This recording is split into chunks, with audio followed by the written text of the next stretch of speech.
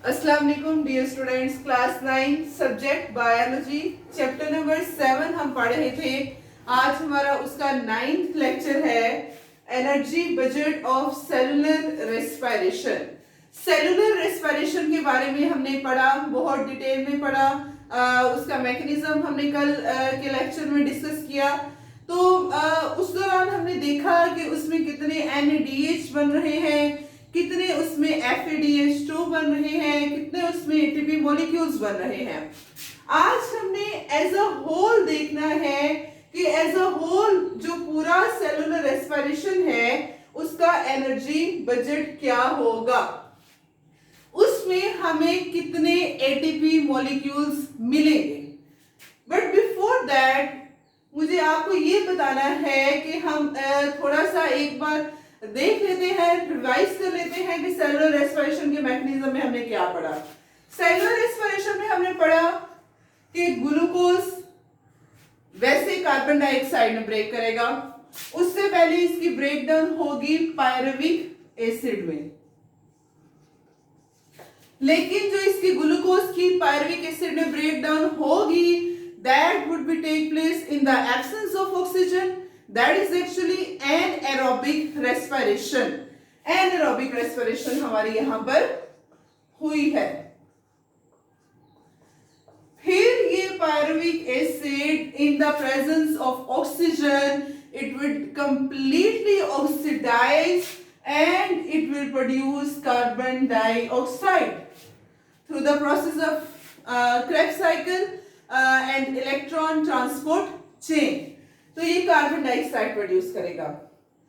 अब इस दौरान हमने देखे NAD पॉजिटिव NADH2 में कन्वर्ट हो रहा था, FAD पॉजिटिव FADH2 में कन्वर्ट हो रहा था।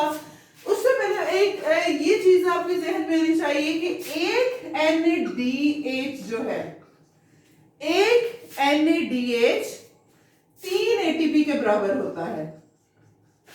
जो एक NADH है, जो कोएंजाइम है, वो हमें कितने ATPs की एनर्जी देता है? 3 ATP मॉलिक्यूल की। और एक FADH2 हमें 2 ATP के बराबर एनर्जी प्रोवाइड करता है। ये आपने जहन में रखना है। अब जब ग्लूकोज, अब हम एनर्जी बजट देखने लगे हैं।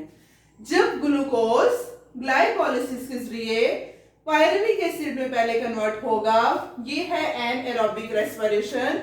इस दौरान सिर्फ 2 ATP के मॉलिक्यूल्स बनेंगे। जो नेट एनर्जी है, इसका मतलब एनाएरोबिक रेस्पिरेशन की जो नेट एनर्जी है हमारे पास एनाएरोबिक रेस्पिरेशन की, वो कितनी आएगी? 2 ATP मॉलिक्यूल्स। इस दौरान 2 ATP के मॉलिक्यूल्स बनेंगे। उसके अलावा 2 ATP के मॉलिक्यूल्स के अलावा जब ग्लाइकोलाइसिस का प्रोसेस होता है तो हमारे पास 2 NADH बनते हैं, 2 NADH। अब एक NADH 3 ATP के मॉलिक्यूल देता है, तो 2 NADH कितने देंगे? 6 ATP मॉलिक्यूल। लेकिन 6 ATP हमें मिलेंगे, लेकिन उस दौरान उन 6 ATP में से जो 2 ATP के मॉलिक्यूल्स हैं वो यूज हो जाएंगे जब हम ग्लूकोज को माइटोकॉन्ड्रियल मेम्ब्रेन की तरफ मूव करवाते हैं ऑक्सीडेशन के लिए। तो ग्लूकोज को जब हम माइटोकॉन्ड्रियल मेम्ब्रेन मैट्रिक्स में मूव करवाते हैं तो उस दौरान भी हमें एनर्जी की जरूरत पड़ती है। तो इस 6 में से जो 2 ATP के मॉलिक्यूल हैं वो वहां पे कंज्यूम हो जाते हैं, और बाकी हमें कितने ATP के मॉलिक्यूल्स मिले? 4 ATP मॉलिक्यूल्स मिले। अब नेक्स्ट क्या होगा? जब पायरुविक एसिड ने क्रेब्स साइकिल में एंटर होना है, तो एंटर होने से पहले पायरुविक एसिड कन्वर्ट होता है एसिटाइल कोएंजाइम A में। कोएंजाइम A के साथ मिलके एसिटाइल कोएंजाइम A में कन्वर्ट होता है। तो उस दौरान भी हमारे पास 2 NADH बनते हैं। जब पायरुविक एसिड कोएंजाइम A के साथ मिलेगा, एसिटाइल कोएंजाइम A बनेगा, उस दौरान भी 2 NADH बनेंगे। और उन 2 NADH कितने के इक्वल होंगे? 6 ATP मॉलिक्यूल्स के, क्योंकि एक NADH कितने ATPs के इक्वल है? 3 के। So there are 2 NADH and hence we can get 6 ATP molecules. अब जब क्रेब्स साइकिल चलता है, Krebs cycle is actually a cycle in which the acetyl coenzyme may combine with another molecule and it reduce to ultimately carbon dioxide बनती है। ये जो पूरा cycle होता है, इस साइकिल के दौरान हमारे पास हमें मिलते हैं 6 NADH। 6 NADH Krebs साइकिल में हमें मिलेंगे।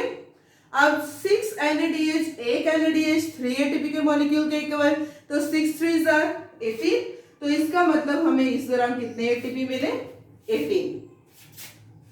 उस NADH हम Krebs साइकिल जब पढ़े थे, हमने देखा था कि NAD पॉजिटिव NADH में कन्वर्ट हो रहा था, FAD पॉजिटिव FADH2 में कन्वर्ट हो रहा था और ADP ATP में कन्वर्ट हो रही थी। हमने कल भी उस मैकेनिज्म में देखा। ATP के मॉलिक्यूल हमें 2 मिलते हैं, 2 ATP के मॉलिक्यूल यहां पे लिख देती हूं, 2 मिलेंगे। साथ हमें 2 FADH2 मिलेंगे और एक FADH2 4 ATP के मॉलिक्यूल्स के इक्वल है, तो 2 FADH होंगे, सॉरी एक FADH 2 के, तो 2 होंगे तो 4। अब 2 ATP हमें एनारोबिक में मिले। टोटल हम जब काउंट करते हैं इसके, तो 6 और 4 कितने हो गए? 10।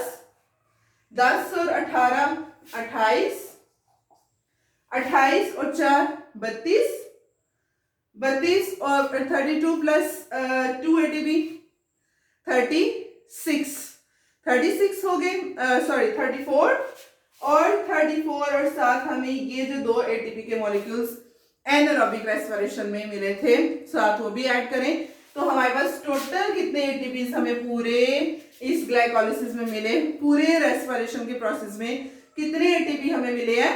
36 ATP। लेकिन ये पूरा जो सेलुलर रेस्पिरेशन हुई है, इसमें एरोबिक भी हुई है और एनारोबिक भी हुई है। तो जो एनारोबिक रेस्पिरेशन है उसमें हमें जस्ट 2 ATP के मॉलिक्यूल्स मिलते हैं और एरोबिक रेस्पिरेशन जो है उसमें बाकी के 34 ATP के मॉलिक्यूल्स हमें वहां पर गेन होते हैं। तो ये सेलुलर रेस्पिरेशन का एनर्जी बजट है। टोटल हमें 36 ATP मॉलिक्यूल्स मिले हैं और वो हमने देखा कि हमें किस तरह से मिले हैं।